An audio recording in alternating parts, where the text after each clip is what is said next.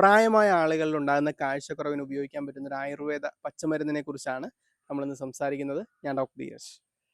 ഒരു പ്രായം കഴിഞ്ഞ ആളുകളിൽ അവരുടെ കണ്ണിനുള്ളിലെ റെറ്റിന നേത്രപടലത്തിൽ ഒരു ക്ഷയം സംഭവിക്കും, ഡീജനറേഷൻ. പ്രത്യേകിച്ച് ആ റെറ്റിനയുടെ സെൻട്രൽ ആയിട്ടുള്ള മാക്കുല എന്ന് പറയുന്ന ഭാഗത്തിന് നമ്മൾ ഏജ് റിലേറ്റഡ് മാക്കുലാർ ഡീജനറേഷൻ എന്നാണ് ഈ കണ്ടീഷൻ പറയുന്നത്. ഈ പ്രശ്നമുള്ള ആളുകളിൽ ഉപയോഗിക്കാൻ പറ്റുന്നൊരു പച്ചമരുന്നാണ് ഇത് കൊടകൻ, അല്ലെങ്കിൽ കൊടകൽ പല പേരിൽ അറിയപ്പെടുന്നതാണ്.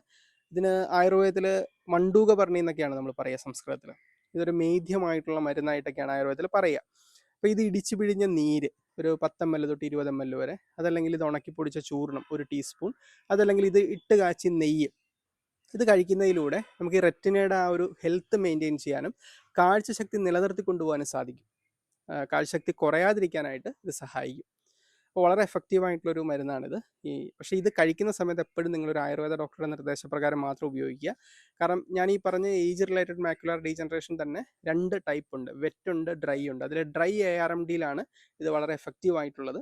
അപ്പോൾ അതിന് നമുക്ക് സ്കാനിങ്ങുകൾ, പരിശോധനകളൊക്കെ ചെയ്തിട്ട് വേണം ഇതുപോലുള്ള മരുന്നുകൾ എടുത്തു തുടങ്ങാനായിട്ട്.